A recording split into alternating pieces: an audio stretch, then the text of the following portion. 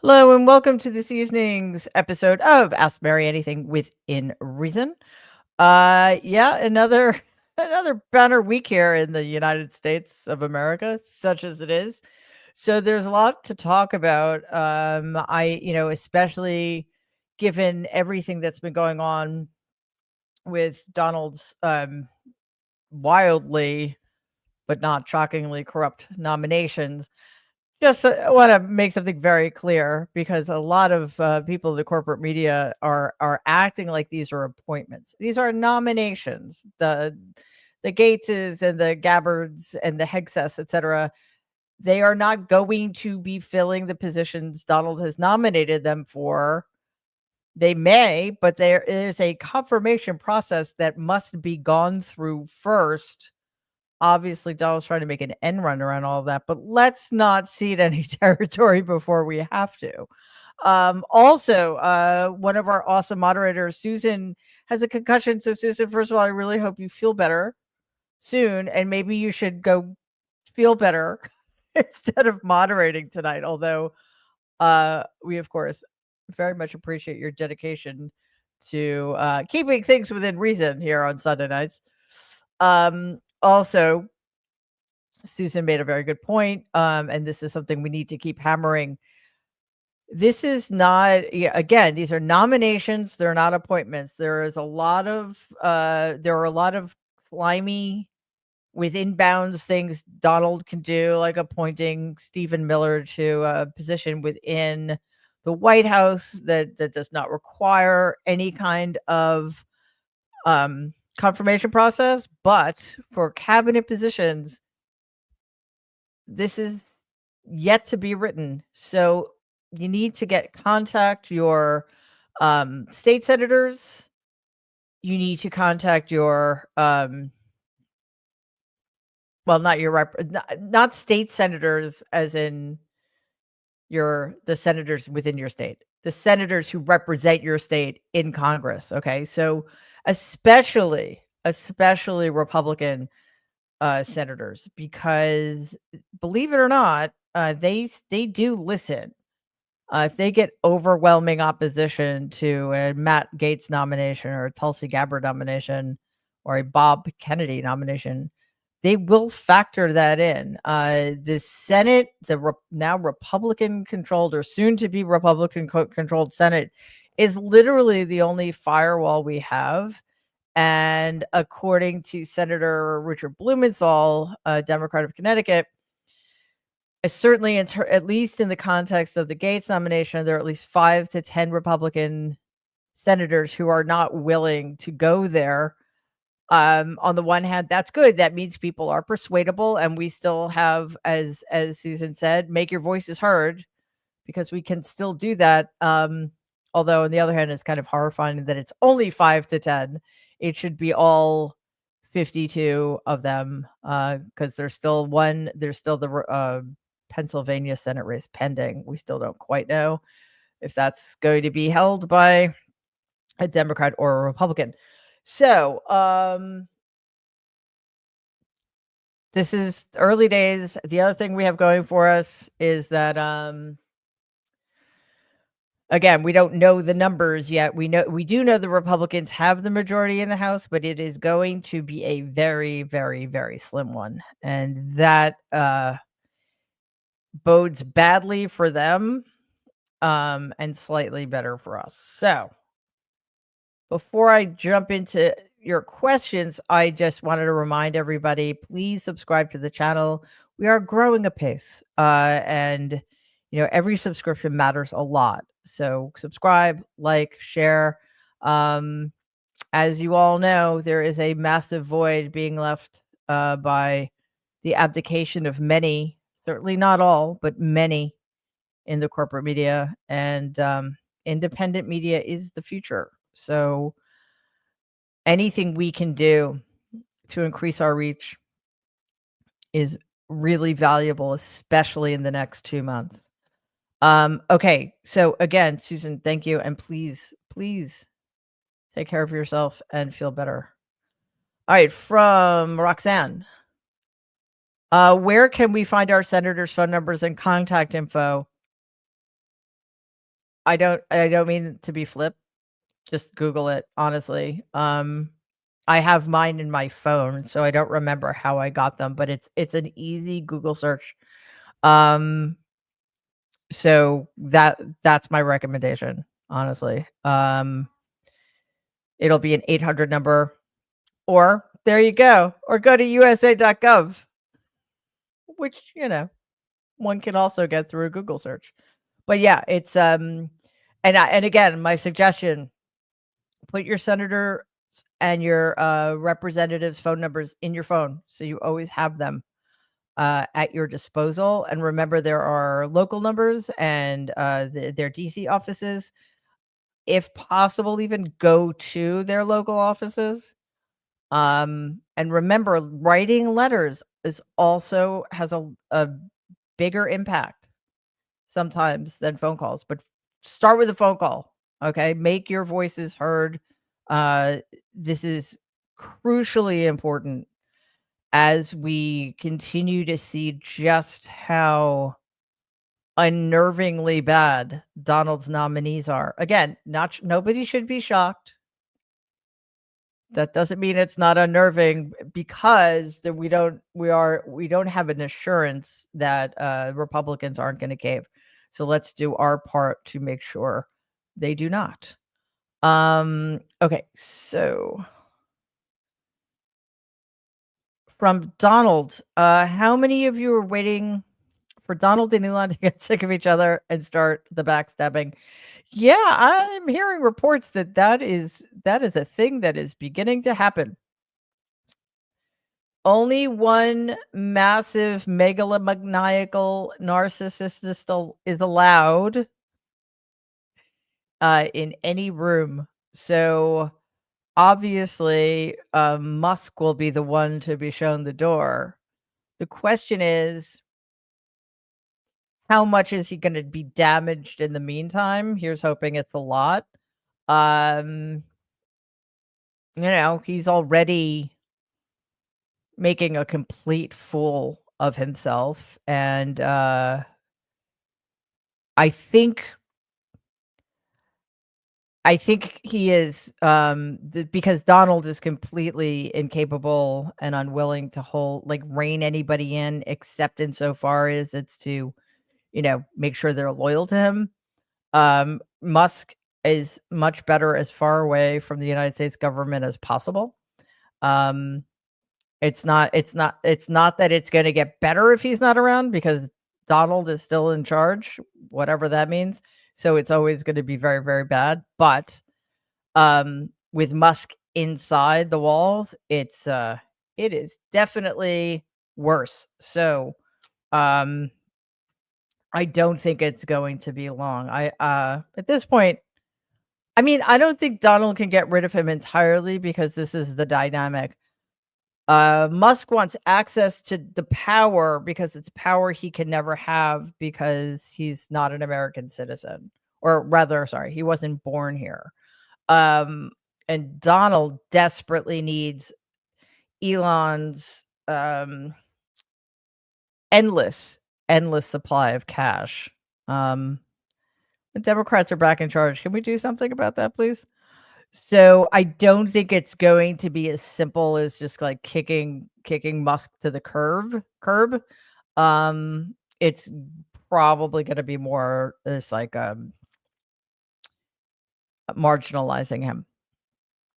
But and just pretend letting him and Vivek Ramaswamy think that they're actually accomplishing something with the Department of Governmental what's the word I'm looking for? Efficiency, that is being run by two people because that's efficient. It's because that neither one of those people knows what he's doing. Rob Law. How long until Donald uses his new immunity to override things that Congress does that he doesn't like? Totally wow. Totally destroying once and for all. Well, oh, come on, guys. Well, look, this this is definitely I empathize with how you're feeling, Rob Law. I am trying, um, not trying. I am hanging on to hope. I am hanging on to the sense of efficacy. Um, but we also have to be realistic. I don't know how long, but I'm pretty sure on day 1, January 20th, whenever this inauguration is over, they're gonna have a lot of things ready to go already, in place, so I don't think it's gonna be long before we see exactly what they have on tap. I mean, we already know in large part, like, we have the big picture of it, but it remains to be seen, what the fine print is going to be. What exactly are the executive orders? Who's going to be doing what? What's the timetable? We know that in 2016, like right out of the gate, we had the muzzle ban. Um, so it's not going to take long. The question then is, and we had the answer to this in 2016. What are the Republicans going to do? What's the Republican Party going to do? And the answer was nothing. I don't expect that answer to be different this time around. However, the threat we're facing is a very different threat. The Muslim ban is as egregious and horrific and inhumane as it was not going to destroy our economy. Rounding up 10, 15, 20 million people and putting them in camps or deporting them will destroy our economy. Um, Cutting taxes for the ultra wealthy is not good for it's bad for our economy, but it's really only people in the middle class and the working class and the poor who are going to suffer, and it's going to take a while for people to feel that. Putting 100% tariffs on all imported goods will be felt pretty immediately by everybody. So, the threat is several orders of magnitude greater, than it was 8 years ago. I Is the judiciary going to hold? It did not. Will our institutions hold? They did not. Will the Republican Party hold? It did not. But there's a lot of things have to happen before we're gonna know for sure. But let's put it this way, Donald will do whatever he wants to do. Um, so let's I think what happens with these, cabinet nominations is going to be very telling. It will be a very, I think, um, it'll be a good template for being able to, think about what will happen going forward. And again, is the Senate is the Congress of the United States of America going to remain an independent branch of government? Or is the Senate in particular going to hold itself out um, as as a co-equal separate branch of government, not as something that is just there to rubber stamp whatever Donald wants them to do? Is the Senate going to hold fast and take seriously its advice and consent function?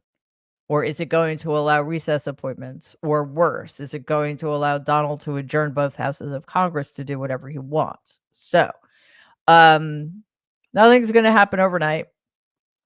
And that gives us time. I think we have something like 60 days to go before uh we're going to see how all of this plays out. In the meantime, let's do whatever we can. From Tree Me. Is President Biden going to get some protective executive orders going? Do you think our military will honor their oath to the Constitution and save us?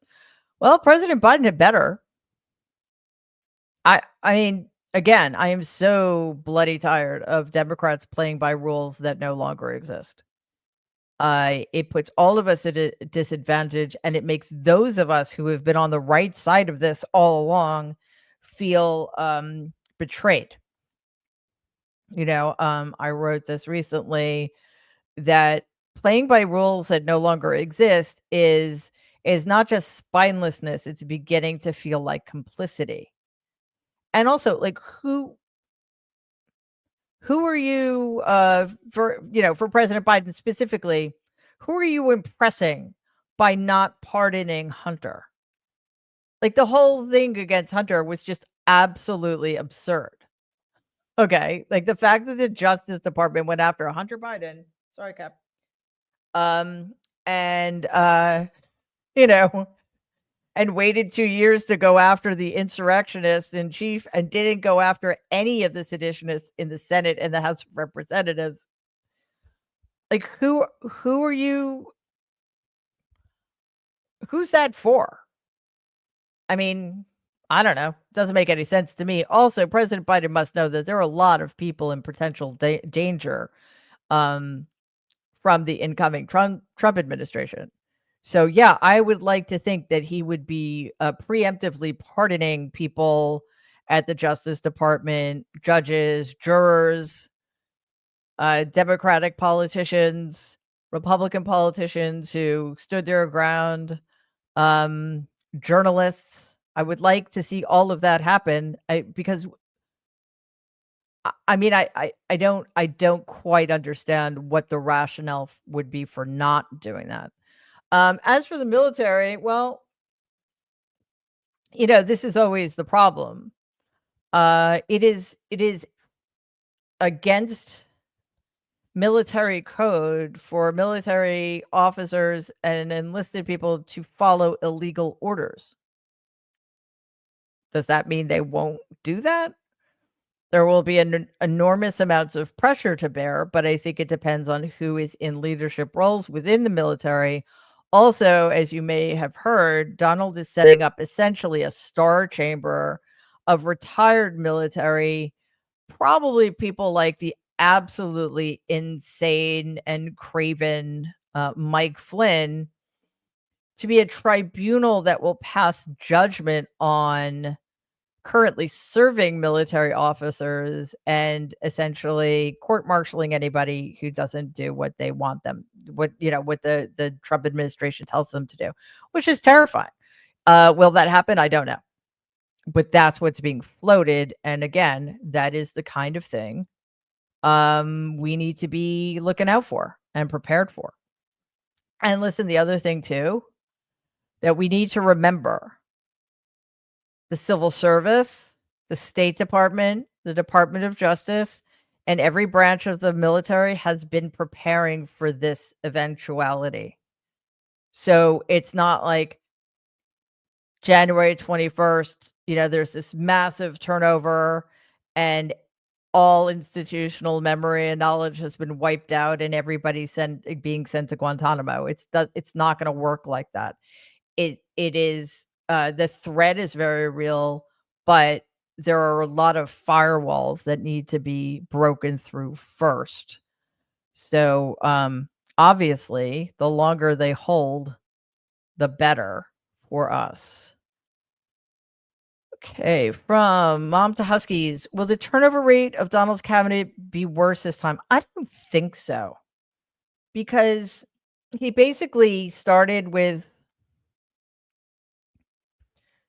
I mean, I don't know how to put it because, I mean, I guess some quote unquote A-listers, legitimate, and I mean, I don't know, they're all Republicans, so but yeah, I guess what I'm trying to say is he started with a fair number of sort of middle of the road institutionalists who were there to do their jobs and pledge their oath to the Constitution. And then over the next 4 years, he got rid of them, and then he got rid of the B-listers, and then he got rid of the C-listers, and he was well on his way to scraping the bottom of the barrel. This time around, he's starting with the bottom of the barrel. He's starting with the worst of the worst. He's starting with people who have already been vetted in the sense that he knows that they're going to be abjectly and completely loyal and he will know that they will do whatever he tells them to do, right? So why would he need any of them to leave? He already got his way. Again, the only question mark is Musk, and that's simply because he is in his way, because he has it's hard to describe how much more wealthier Musk is than Donald. Um, Musk has a different kind of power from the power Donald has, but it still can't compete.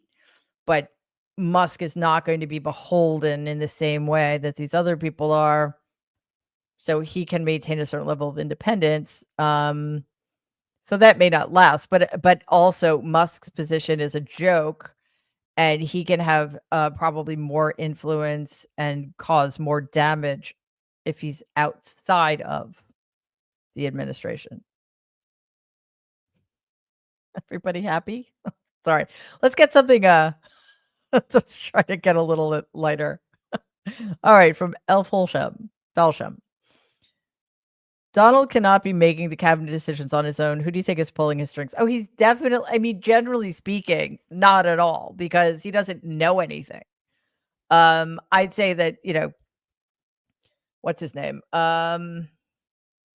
Gates is probably his pick, because he knows that that is going to drive a lot of people crazy, and it serves as a way to push the envelope in figuring out where the Senate Republicans are. Like right out of the gate, how many Republican senators does he have in his pocket? Is it all of them? Is it most of them?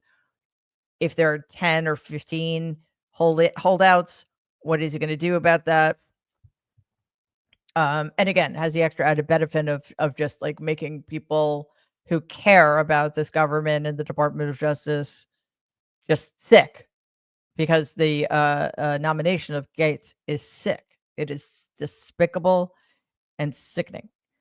But as for the other, yes, another one, Hegseth, he's telegenic, he's Fox host. Yeah, State Department. Sure, not State Department. Department of Defense. That makes sense. Like, that is one of the biggest jobs on the planet.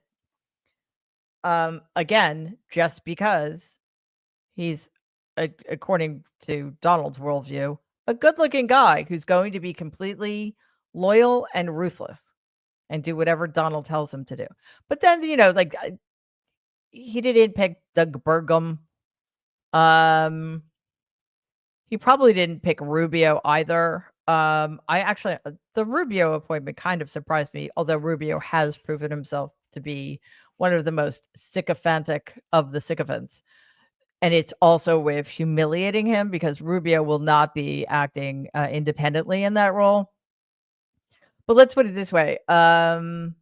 Anybody who is nominated, even though, again, mostly Donald either doesn't know who they are or what their qualifications are, it's for a very specific reason, like Lee Zeldin, congressman who's been nominated to run the Environmental Protection Agency, is a climate change denier and a big oil supporter. Like, that is not an accident. So, whether Donald knows who they are or came up with them, they will fulfill all of the requirements of, one, kind of destroying the agencies they're put in charge of, and two, proven loyalty and to Donald, and being totally manipulable. That's my guess. Sorry, I'm gonna take a quick drink.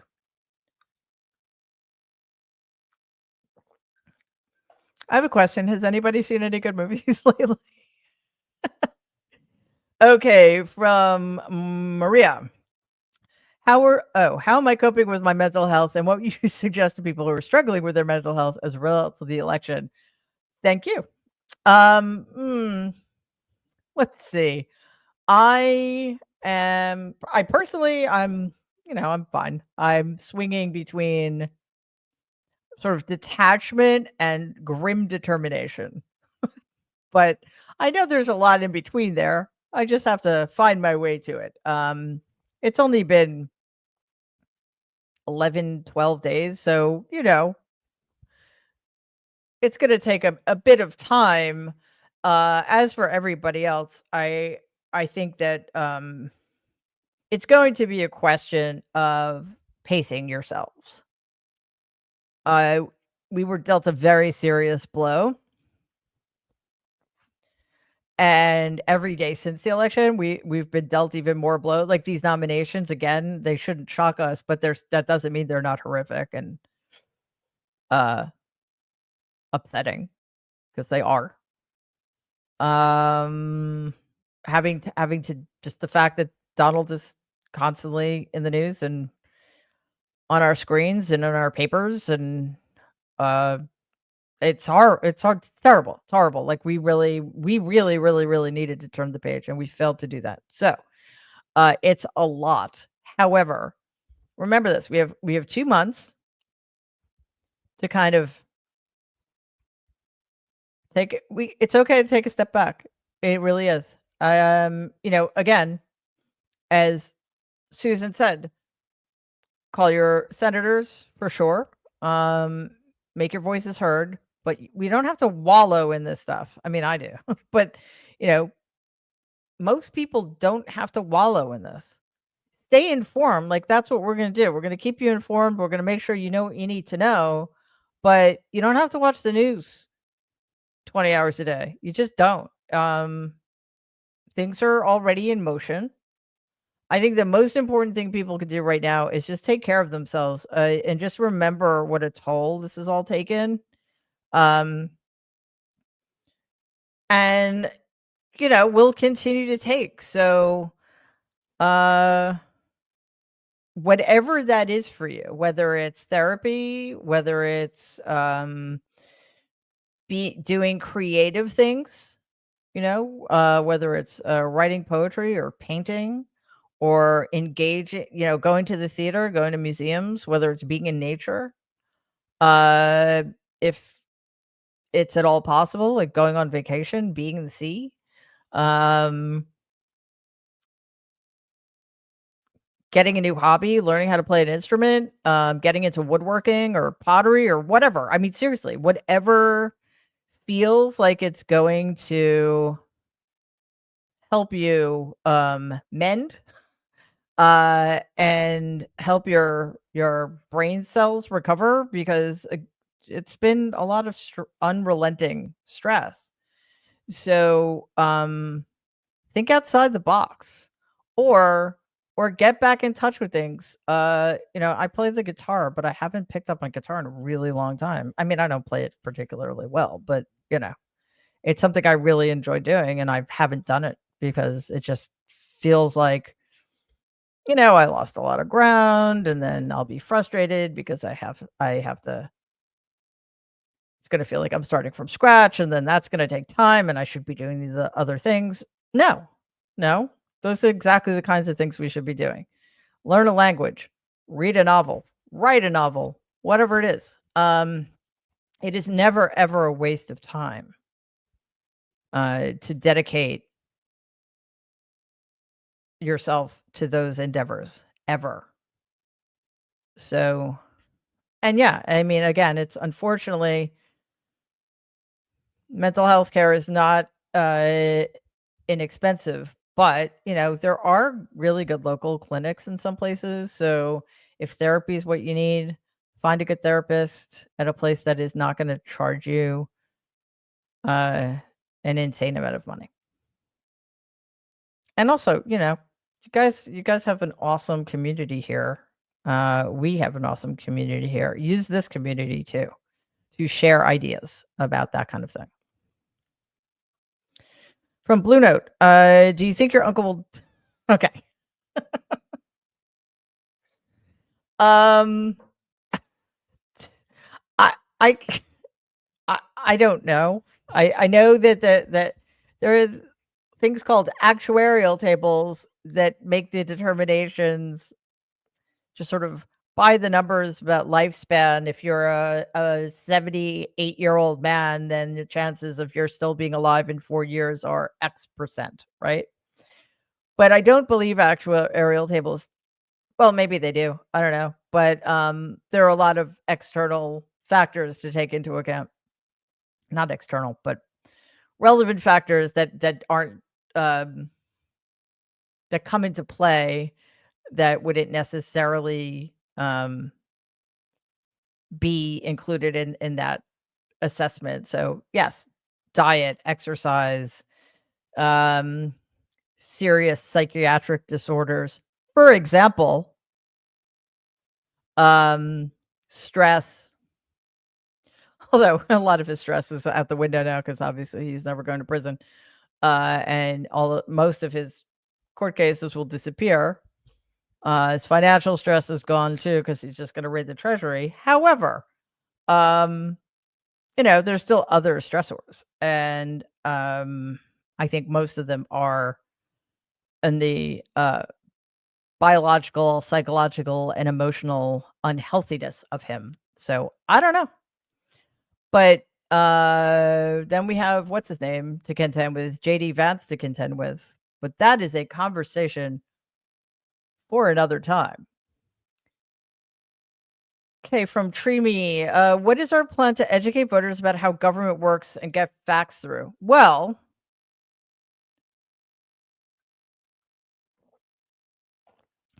hopefully we still have a Department of Education. Um, Listen, this is something I've been saying for a really, really long time now. One of our basic fundamental problems in this country is that people are not educated about what it means to be an American citizen. The fact that we do not um, teach civics starting in kindergarten is mind blowing to me because it's a lot more than just about, what the Constitution says. It's how do we as human beings engage in civic life? What does it mean? What is it? How does it make us better people? How does what impacts does it have on our lives? Like little kids can know those things, right? Like why is equality important, for example? Um, and of course, we need to teach media literacy and critical thinking. They do this in, I think it's Sweden, or I don't one of those uh, gloomy Scandinavian countries. That's also quite beautiful, but it's probably dark like 20 hours a day right there right now. Maybe it's Norway or Finland. I don't know. But one of those Scandinavian countries that probably has like the number one education system on the planet, they start teaching these things to 5-year-olds in public school. The problem we face though is that the Republican Party does not want an educated electorate. An educated electorate is the Republican Party's enemy, which is why they are demanding that public schools teach revisionist history, in which huge segments of our history are just completely erased. Extremely dangerous. And you'll never guess which groups that preference is. Yes, straight white Christian people. So we're just going to have to do that. The only party that can do that is the Democratic Party, and I think that is a project worth figuring out, because a big part of what happened this time around was that people believed they were informing themselves, but they didn't recognize that they were being fed misinformation and disinformation. I mean, that to me, like that, it's one thing to be checked out and not be paying attention. It's another thing entirely to be engaged and not knowing that you're being lied to. Like that's really bad. And unfortunately, that's not illegal. So, I mean, you could argue that Musk stole the election with his $45 million project to disinform voters in swing states. What are we going to do about it? I do not know. I do not know. But it's something we definitely need to work on. Esther, do you really feel he won without cheating?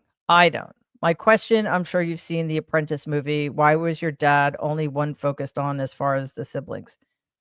Yeah, sadly, I did see that movie. I don't even know. I don't know if it's worth talking about anymore, but I have very decided opinions about that movie. But let's start with your first question first. Listen, I don't know. I think that it depends on what you mean by cheating. And what I just mentioned with Musk's $45 million and the fact that, to disinform voters, that's problematic. We know that Russia called in dozens and dozens of bomb threats in swing states and heavily Democratic districts. That doesn't sound kosher to me. We know that thanks to Citizens United, six people, I put almost $1 billion into Donald's campaign. Okay, the Supreme Court said that's fine. It's not fine, but what are we going to do about it, right? So was there cheating at the level of actively going in and changing votes? I've not heard any evidence about that, but this has always been my feeling about it. A lot of what happened should not have been allowed to happen. I do not understand why Russian interference. I mean, that's an act of war. You could argue. I don't understand why that's not being investigated. If it's not, I don't know. Merrick Garland, hello, wake up. No, he's still napping. Maybe he's hibernating.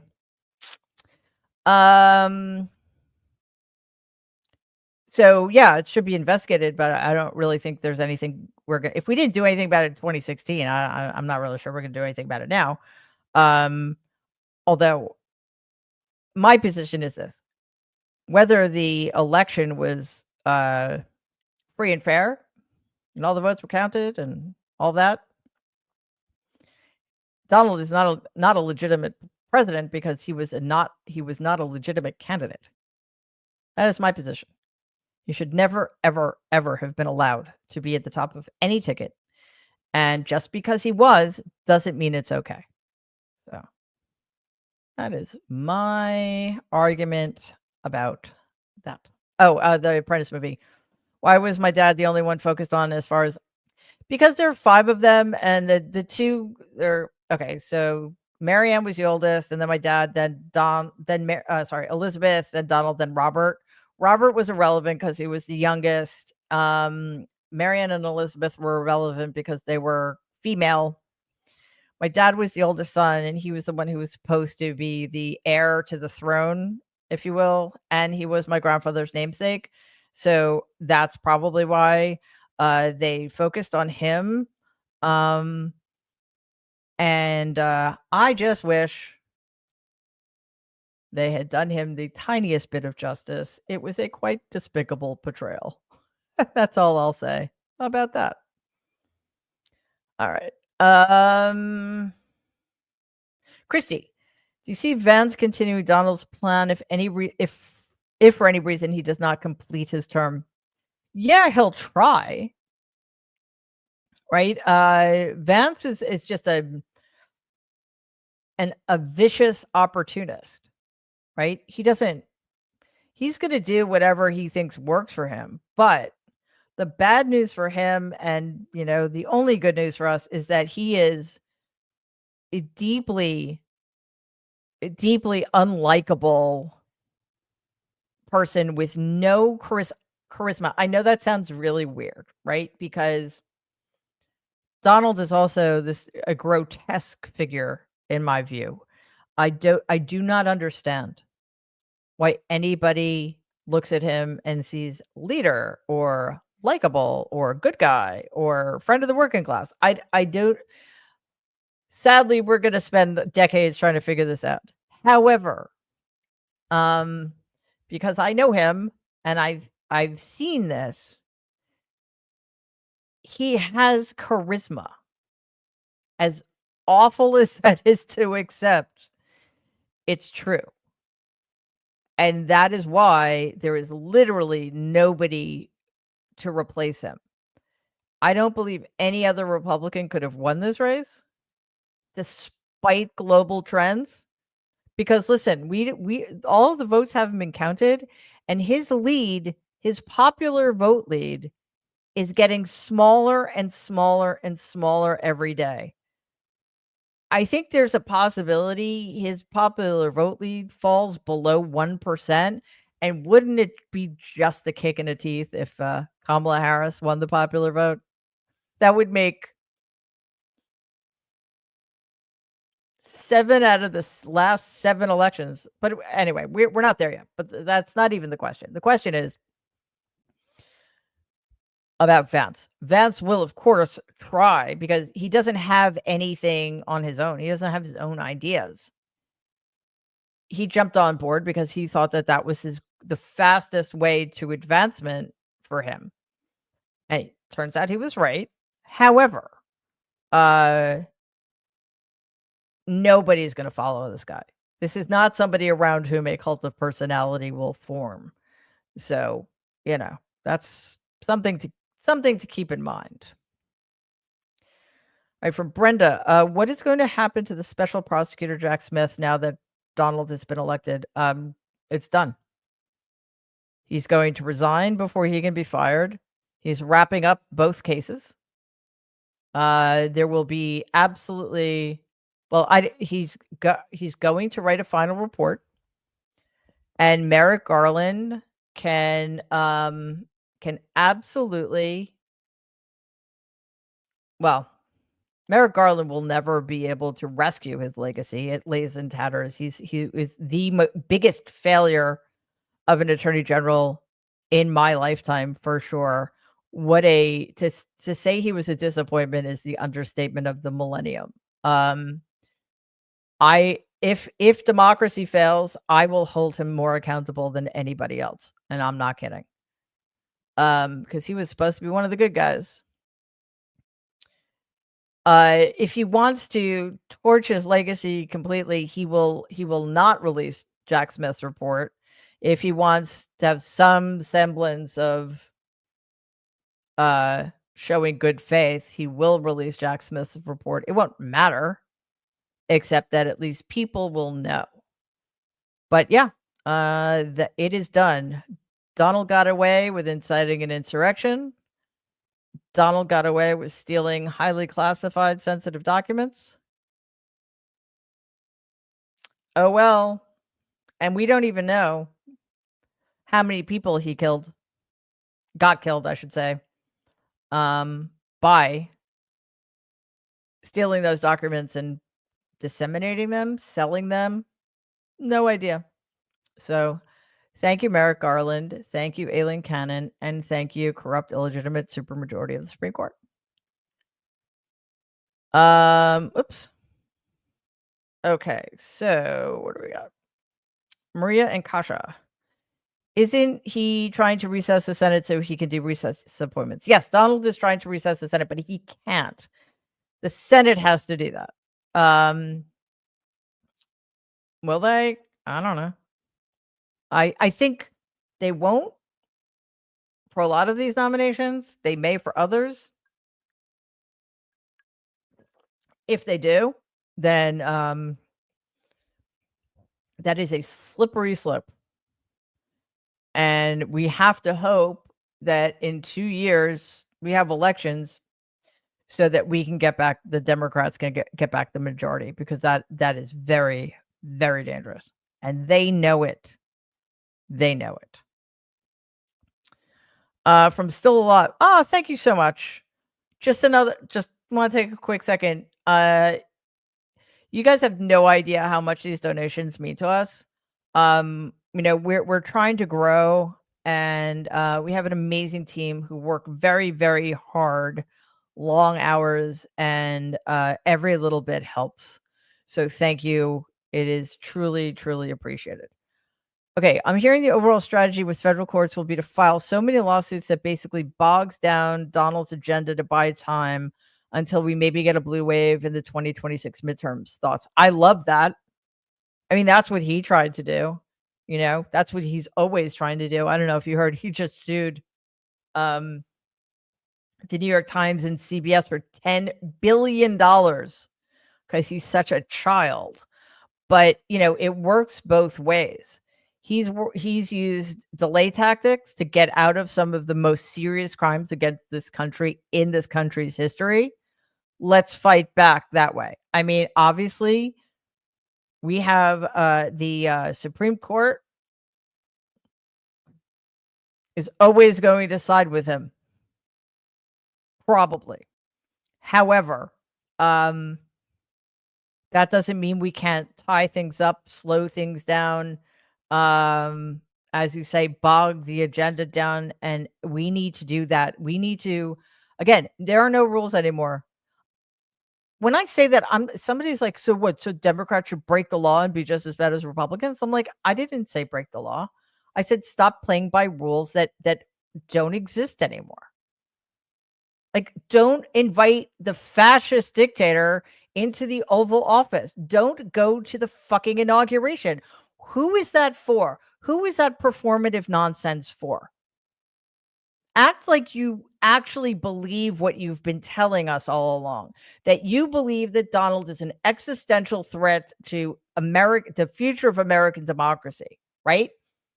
Inviting him into the White House for tea and a chat in front of a roaring fire kind of undermines that message, don't you think? So yeah, if it's lawsuits, if it's dozens or scores or hundreds of lawsuits, bring it. If it's gumming up the works in any procedural way we can think of, I mean, we have a lot of like really brilliant constitutional scholars in Congress, like Jamie Raskin, for example. Do whatever you can to put a spanner in the gears. Spanner. What happened? Why did I say spanner? Wrench. Maybe because I'm trying to get a British passport and I'm practicing my British. But yeah, that is absolutely something that needs to be done. Carol, Putin is using Donald, correct? Correct. Yeah, right now, Putin cannot believe his good fortune. He literally just flicked over one domino in 2016, and here we are. It is quite something. And if I don't know if you all know this, but Tulsi Gabbard, who is nominated to be the director of national intelligence, which by the way means there are about 15 agencies she will be in charge of. Every branch of the military, the CIA, there's so many of them and I don't remember all of the acronyms, but it's absolutely terrifying. Every agency that deals with intelligence. She's referred to in Russia as Putin's girlfriend.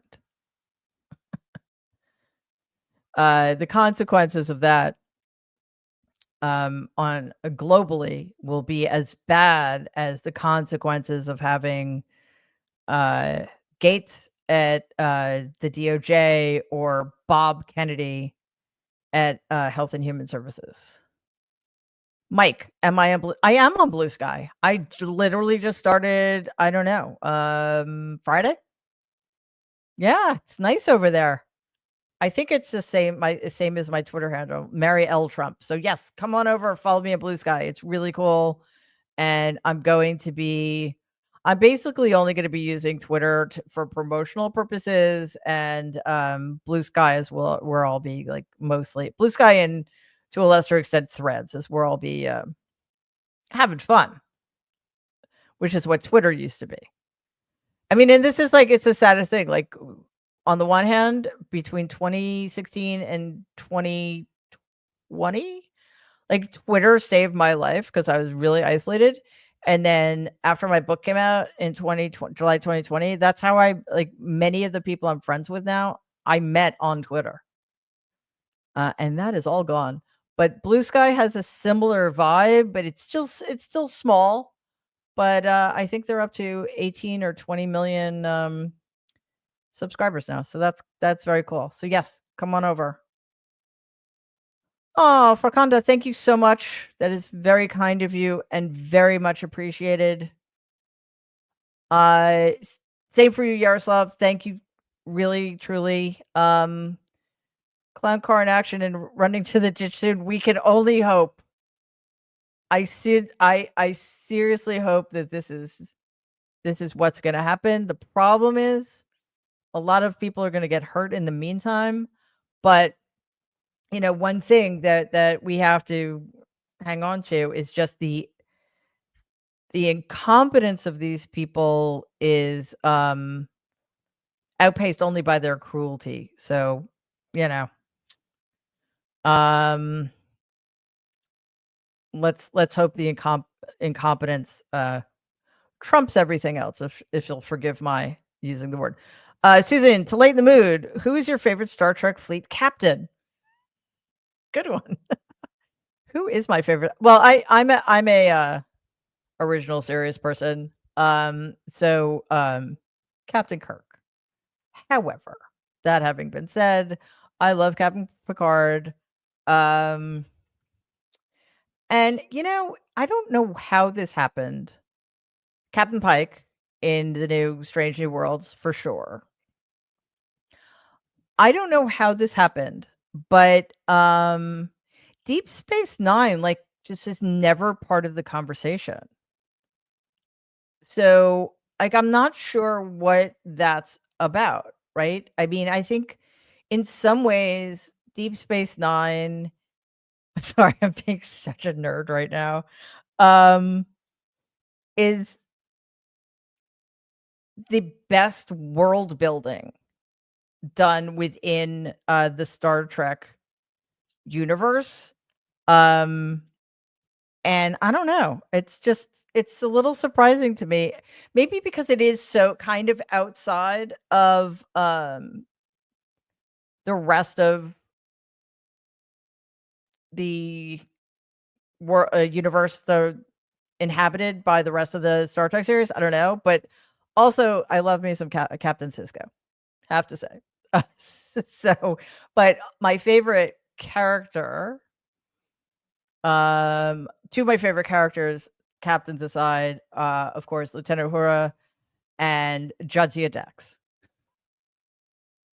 So, have I earned my nerd cred? I would love to know what the rest of you think. And for those of you who don't give a shit about Star Trek, I'm going to move on. But thank you, Susan, for letting me be a nerd for a little bit. As if I'm ever not one, but you know what I mean. Okay, so from Tam, Mary, I know your family is very dysfunctional and you likely suffer from CPT. I definitely do suffer from complex post-traumatic stress disorder. Do you have down days when you shut down communicating? And since the election, how are you? That's very kind of you to ask. I'm fine. No, I'm all right. Listen, I am much better now than I was in 2016, and I've been trying to think about why that is. I don't know. I think it's worth finding out, and if anybody's having a similar experience, I think we should all be figuring out what's up with that. I mean, I'm having the same. Being out in the world has been difficult for me for quite a long time now. So it's not like the election made that easier. But also, if Harris had won, it's not like a switch would have been flipped and I would have been fine. So it's a long term project, as any of you with CPTSD or PTSD know.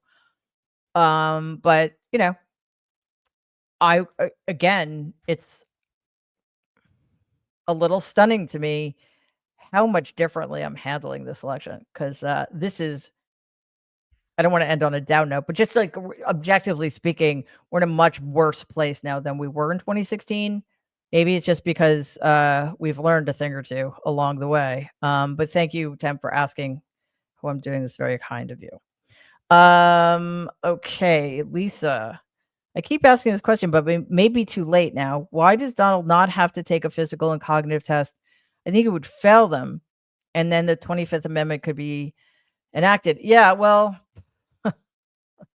the reason is because in the Constitution, there are 3 requirements that must be met in order to be president of the United States.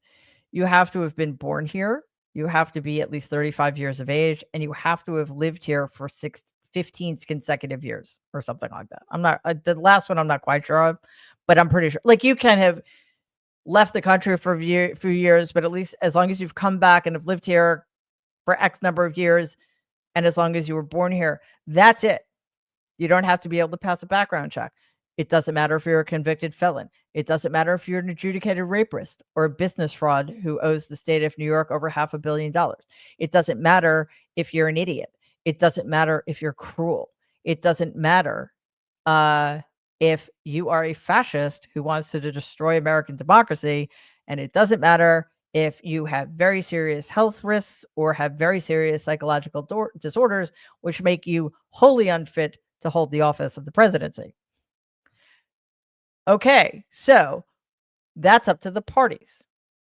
Remember, like, how everybody was supposed to release their tax returns and everybody was supposed to release their medical records? Well, in 2015 or 2016, when Donald refused to release his tax returns, the Republican Party could have said, well, then you can't run for the nomination. You cannot run to be the Republican nominee. They did not do that. Okay, well, here we are. So I think that on the one thing on the very, very long list of things that we need to do is change that. So literally, if you're a convicted felon, if you're an adjudicated rapist, if you don't, go before a nonpartisan group of doctors to be evaluated, you can't be nominated. I mean, it's insane that those are the only 3 qualifications. And I said this at the beginning of the show. The only office, the only elected office, the only government position for which you do not need to be able to pass an FBI background check is the presidency. Okay. So there's a lot of work we have to do, but it's 7:00, so we're gonna wrap up.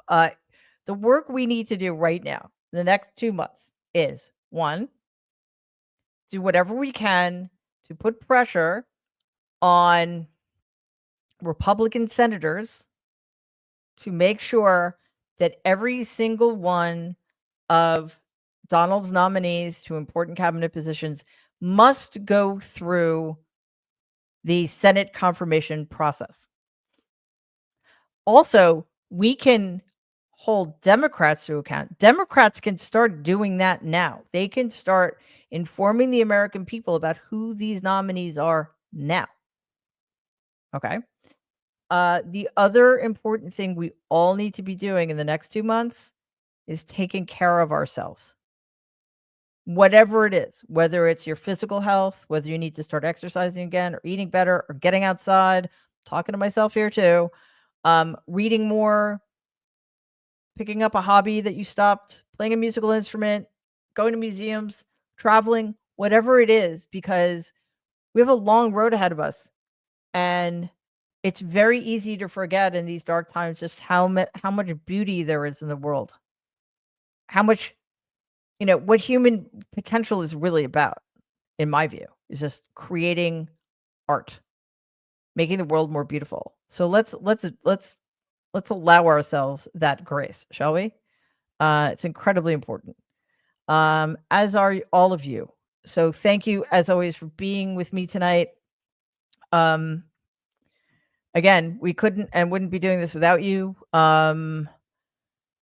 We are, on a mission. I think we're almost at 190,000 subscribers, which is really huge, and we want to get to 200 as soon as possible. We'll keep setting goals. So if you guys can help in that effort, remember it does not cost anything to hit that subscribe button. It's just so you get alerted when we have new videos dropping. Share the videos, like them. We love your comments. And I am determined to start engaging with them more. It's been a little crazy. But anyway, thank you again for everything you do, to all of our amazing moderators who keep this place going, and to all those of you who donate. Cannot thank you enough for that. And of course to Mercedes, who I'm not going to say she keeps me sane, because that is a Herculean task that nobody could do. But she keeps the show going. So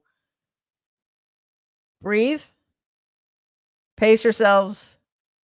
I will see you on Tuesday with the nerds. I've got a bunch of videos dropping tomorrow, but we'll be live Tuesday, 12 p.m.